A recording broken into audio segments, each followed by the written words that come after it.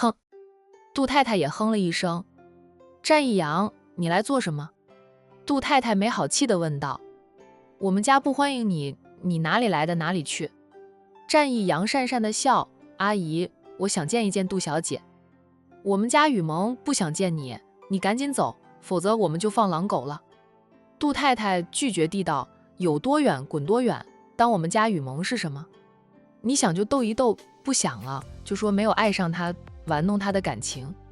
怎么心有所属的战四少还没有追妻成功呀？杜太太讽刺着，其实是在打听战一阳为什么来这一趟。战一阳被接二连三讽刺也不生气，他当初伤害了杜雨萌，哪怕杜雨萌拿得起放得下，他先撩他，又说不喜欢他，对他就是一种伤害，那是抹不掉的事实。杜家人从喜欢他到怨他讽刺他，他都能接受。若是杜家人还像以前那样对他极好，他的愧疚之心反而更重。杜叔，阿姨，我是真有事情想见见杜小姐的，杜小姐在家吧？战一阳请求着，阿姨，你让我见见杜小姐。不等杜太太答话，他扭身回到车子前，拉开车门，从车上拿下他给杜家准备的礼品，很快便两边手都大包小包的了。杜叔，阿姨，这是我的小小心意。杜先生冷哼着，不稀罕，战四少，赶紧拿着你的东西滚，有多远滚多远，别再让我们见到你那样伤害我女儿。我们还没有找你算账呢，我们的忍耐性也是有限的，别以为你是战家的四少爷，我们就怕你了。伤害我女儿的人，我管他是天皇老子，都要替我女儿出口气。杜先生早就想替女儿出口气的了。杜叔，对不起，之前是我不好，是我的错。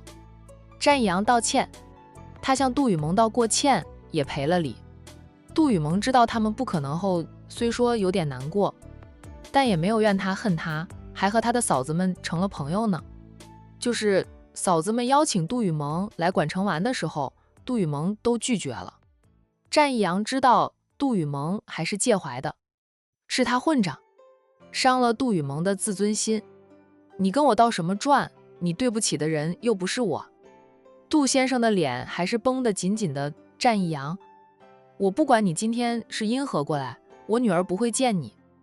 你走吧，再在这里碍眼，我们忍不住了。放狼狗咬你，就别怪我们不客气了。杜说。杜先生不理他，对身边的妻子说道，老婆，我们回去吧，外面风大，冷死人了。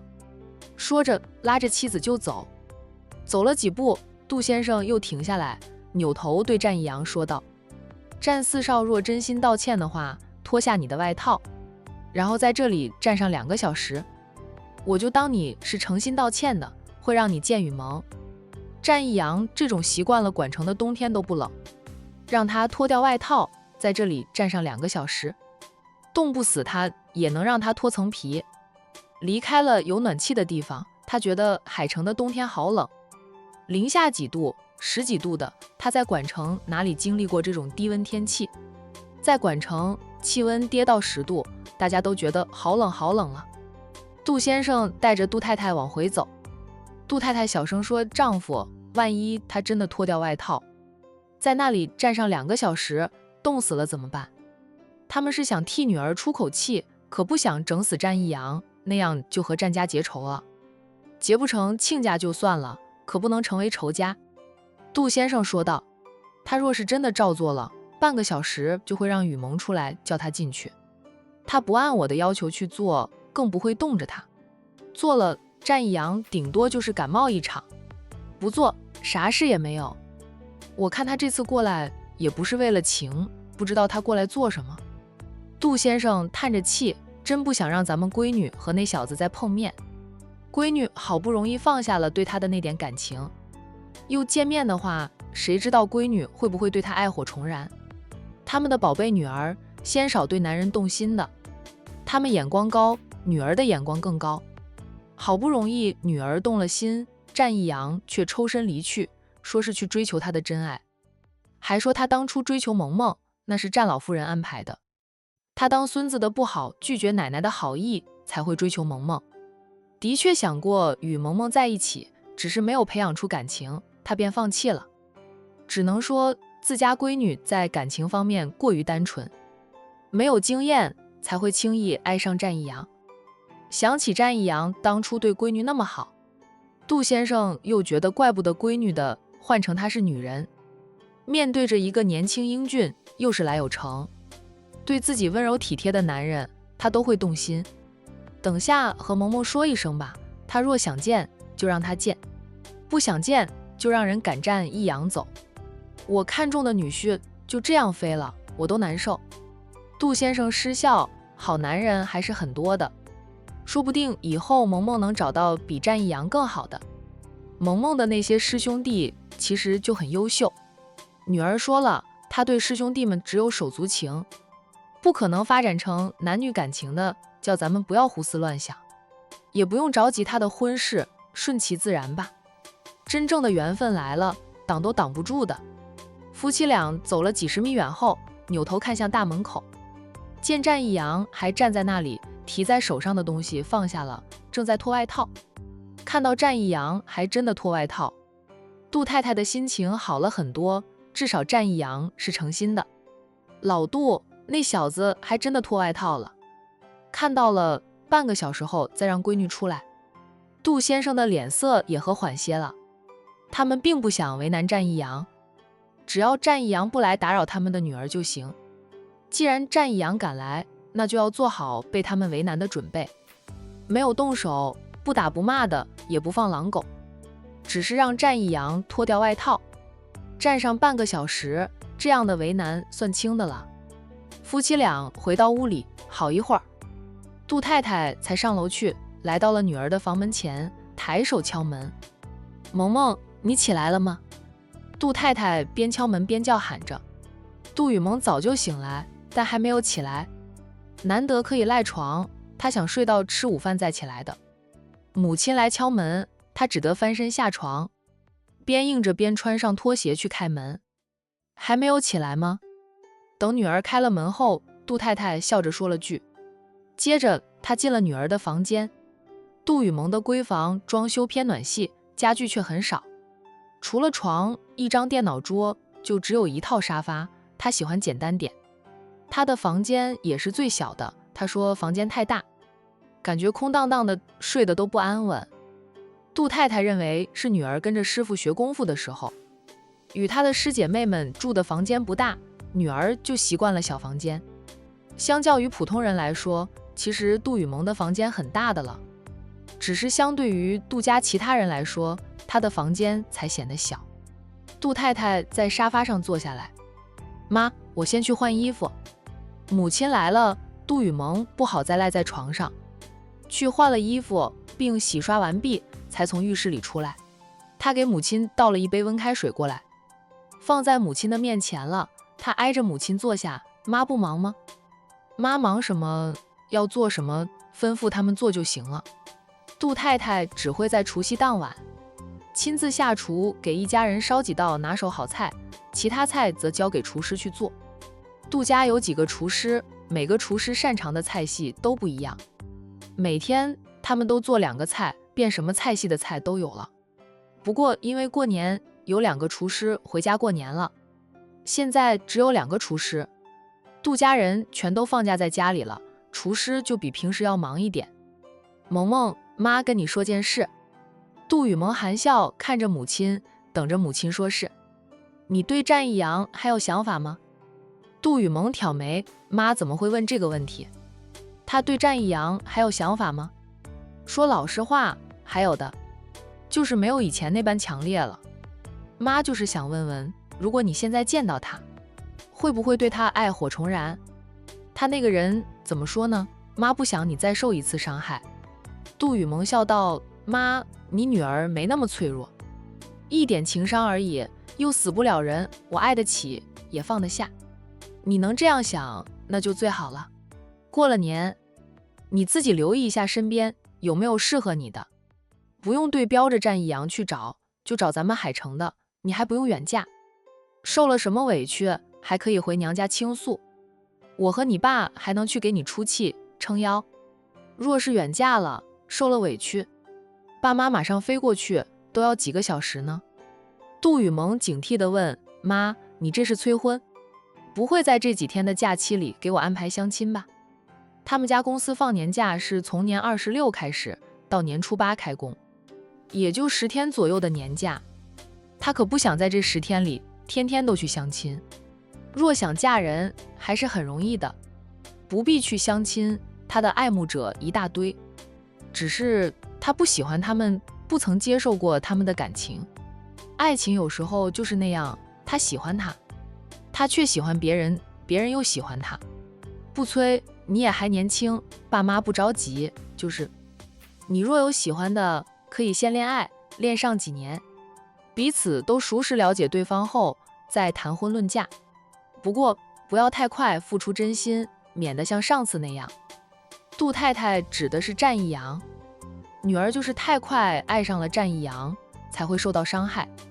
杜雨萌笑道：妈，我知道的，真恋爱了，总要谈上几年，再考虑结婚的事，反正我不着急。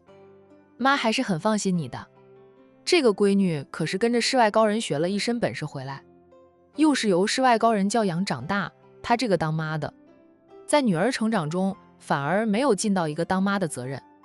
女儿的优秀都是银狐的功劳。妈想跟你说的是，就是战义阳来了，在咱们家门口站着，他说想见你，我和你爸都拒绝了他，让他走，他不走。杜雨萌对此并不意外，不过他还是表现出很意外的样子，免得母亲起疑心。他来做什么？杜雨萌明知故问。谁知道他又没说，只说想见你。他那样对你，玩弄你的感情，我和你爸早就积了一肚子的火气。你不让我们去找他算账，无法发泄怒火。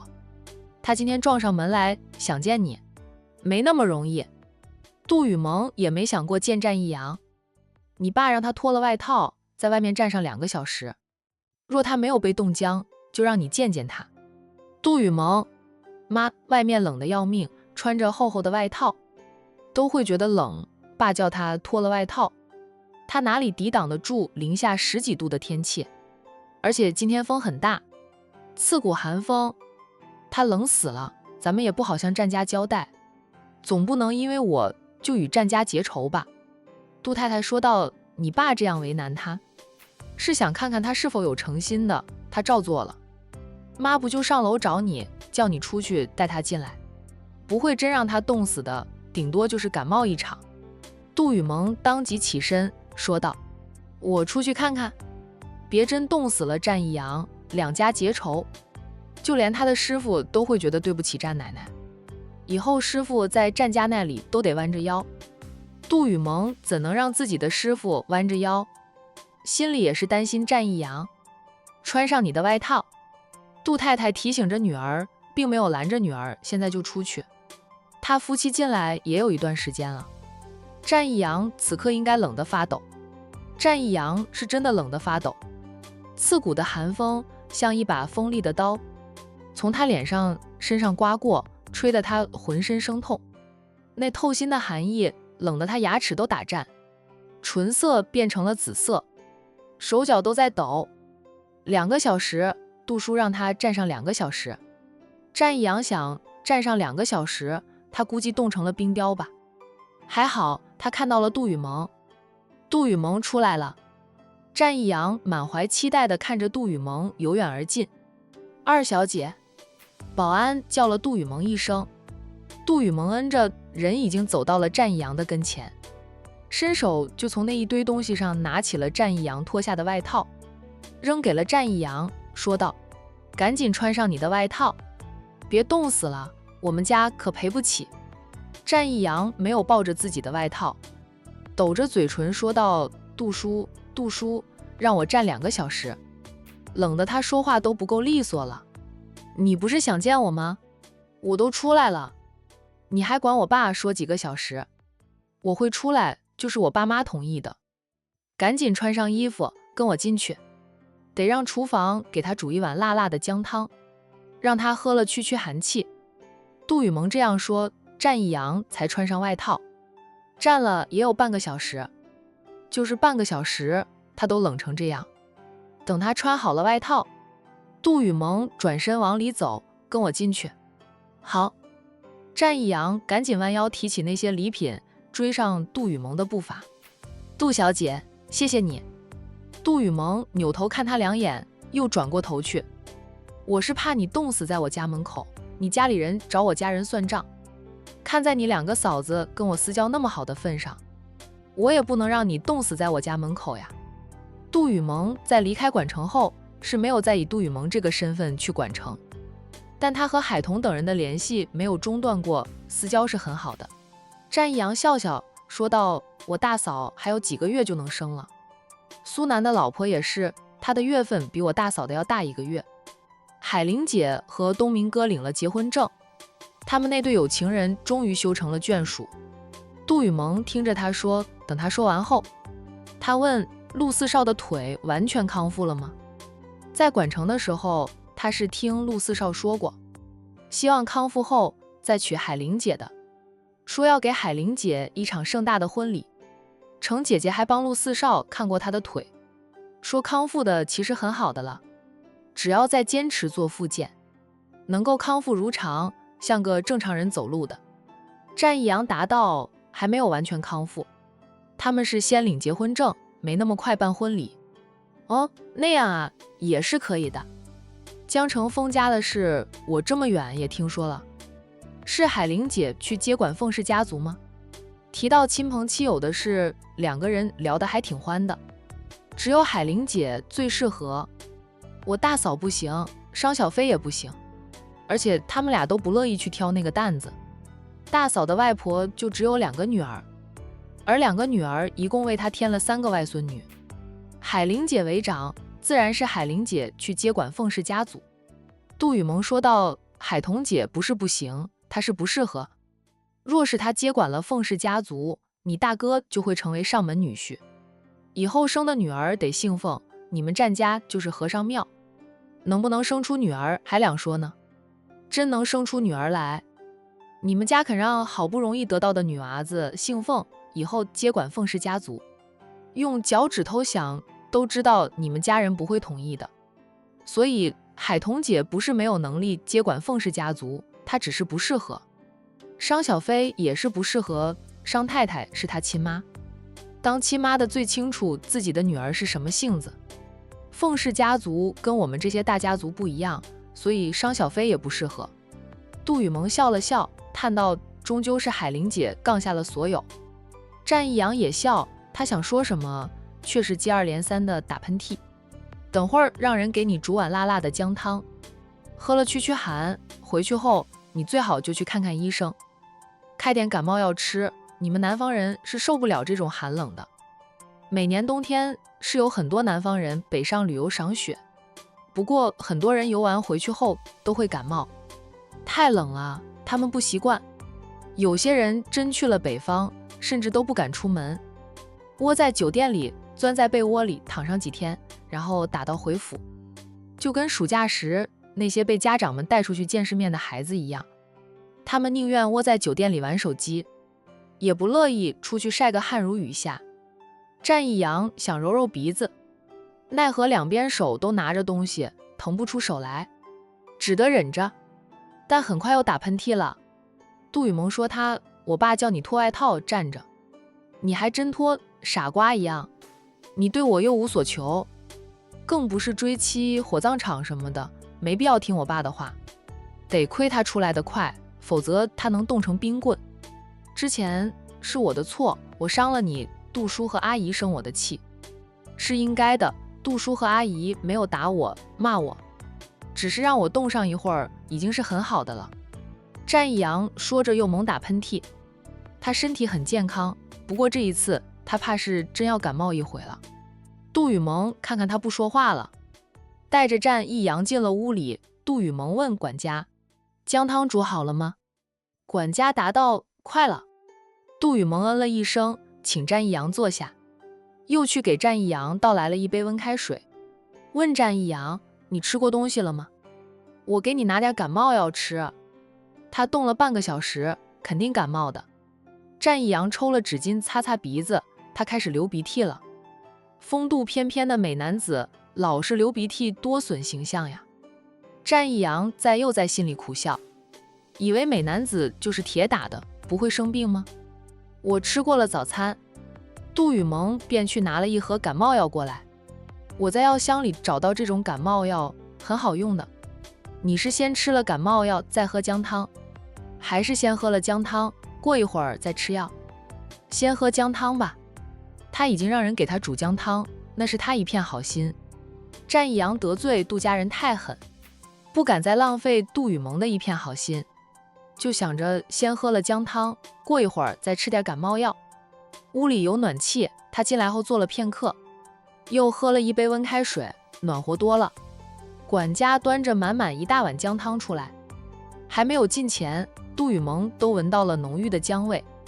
杜太太也从厨房里出来，杜雨萌瞧见了母亲，猜测姜汤是母亲煮的，那这碗姜汤会很辣很辣。战义阳不吃辣，平时吃饭菜里有蒜，他不小心吃到都咸辣的。辣味浓郁的姜汤，对于不吃辣的战义阳来说难以入喉。阿姨，战义阳瞧见了杜太太，赶紧起身叫了杜太太一声。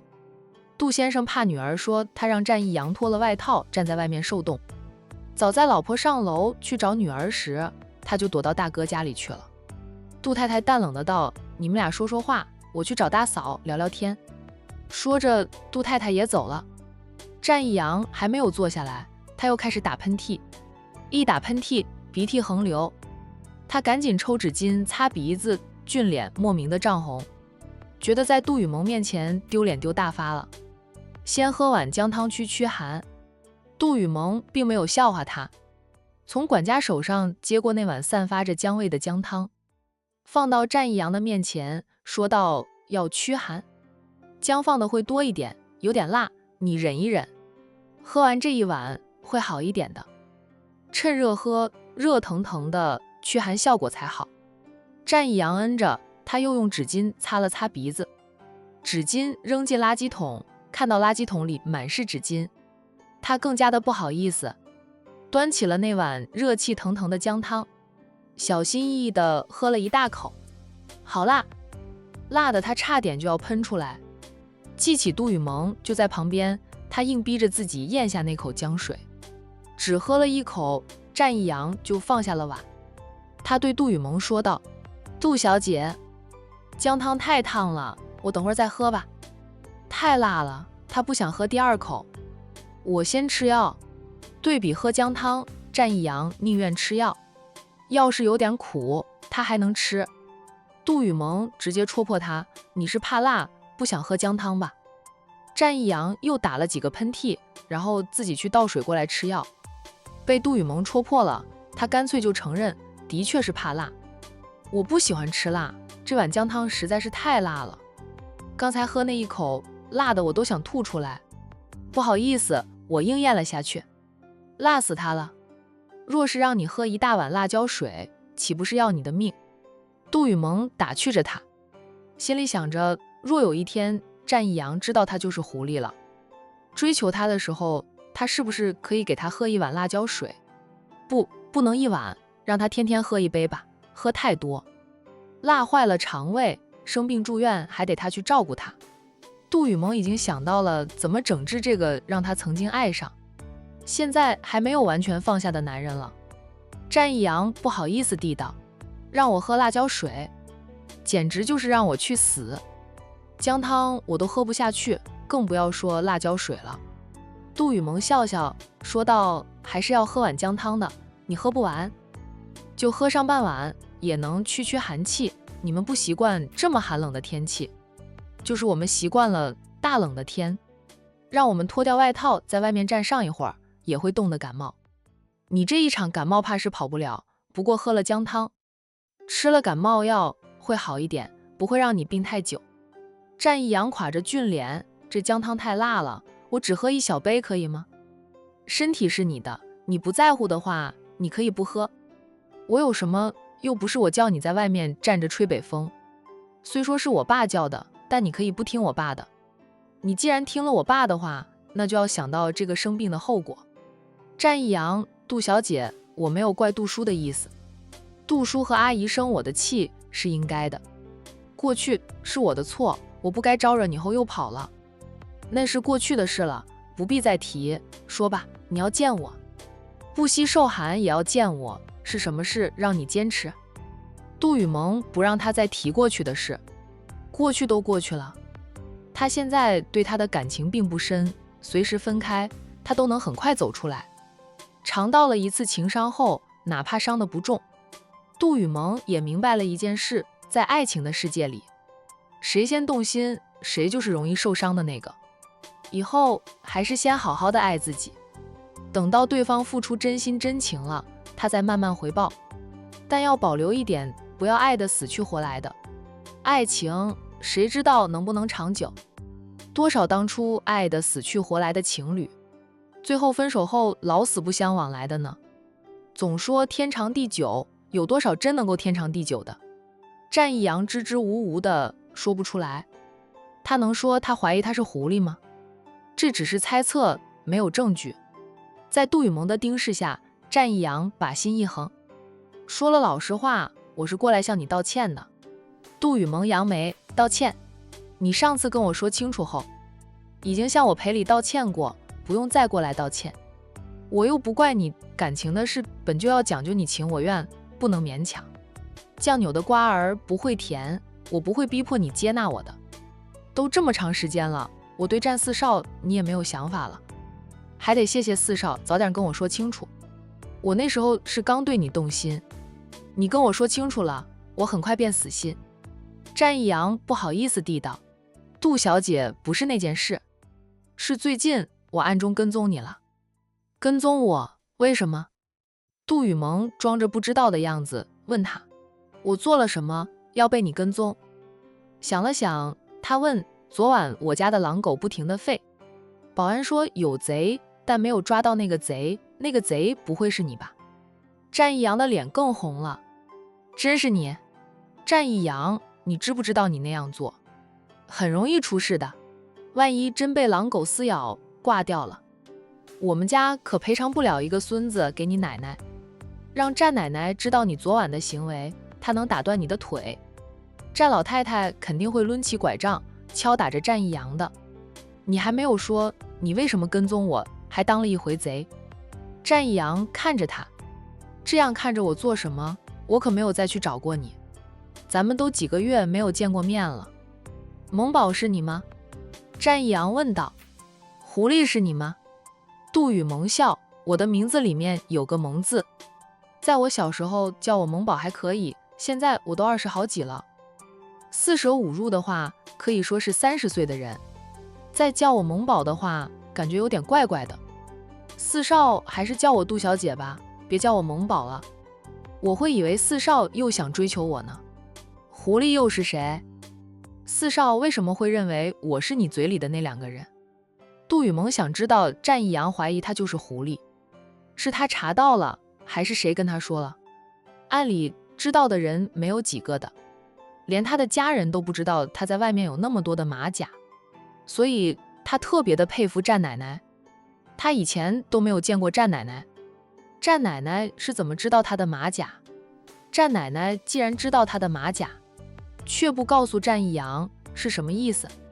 战一阳端起了那碗姜汤，为了能好好的说话，他硬着头皮喝了大半碗的姜汤。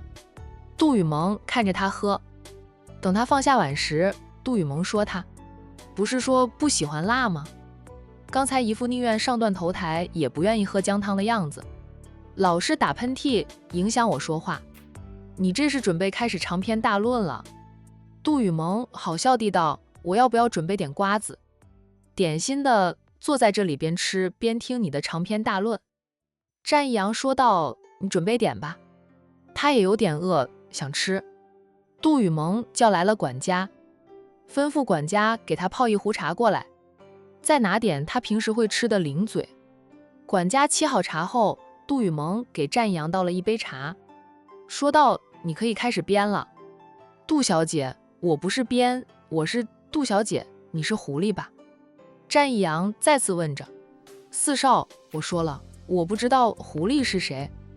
只知道狐狸是动物，动物园里就有。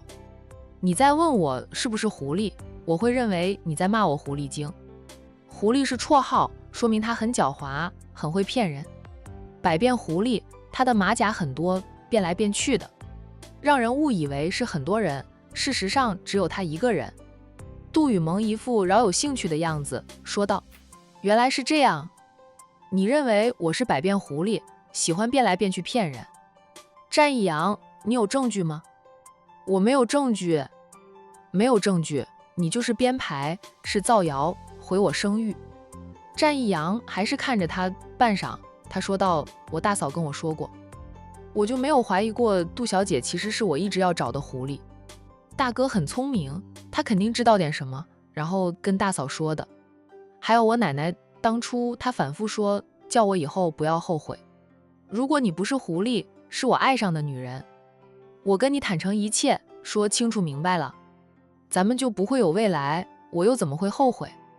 我对感情是很专一的，爱上一个人就会爱一辈子。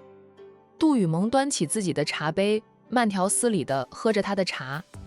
等战一阳说完了，他放下茶杯，对战一阳说道：海彤姐与我私交极好，又知道我当初爱上你了，想撮合咱们俩，让我得偿所愿，嫁入你们战家，与他成为妯娌。